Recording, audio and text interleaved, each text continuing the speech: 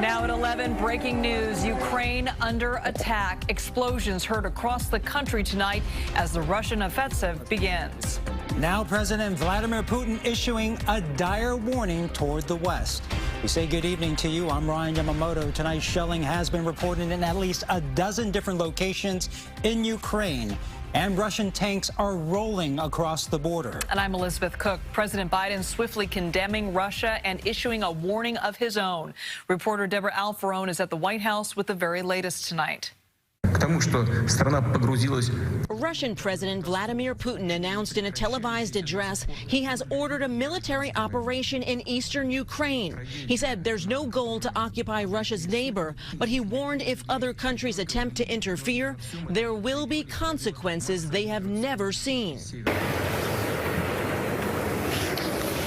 That sounded like a fighter jet overhead. CBS News correspondent Charlie D'Agata is in Kyiv, one of two eastern Ukrainian cities where explosions were heard overnight. Smoke was seen rising in Kharkiv.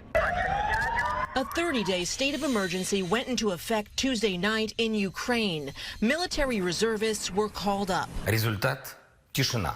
Ukraine's president appealed for peace in an emotional late-night address and said he had tried to call Putin, but the result was silence. Police and security officers were sent to areas of eastern Ukraine that may be targeted. The UN Security Council gathered again Wednesday night for an emergency meeting. The United States and our allies and partners will continue to respond to Russia's actions with unity, with clarity, and with conviction. Satellite images show many Russian troops are within 10 miles of the Ukrainian border. Up to 190,000 of them are deployed, most in attack positions. The U.S. imposed more sanctions. There are options left now that Russia has announced a military operation. But the White House says it's important not to target certain sectors, which may end up hurting Americans. What we're trying to minimize is what impact there's going to be on the United States and global markets in a lot of ways. Putin also said he's intending to protect citizens. Deborah Alfarone, CBS News, the White House.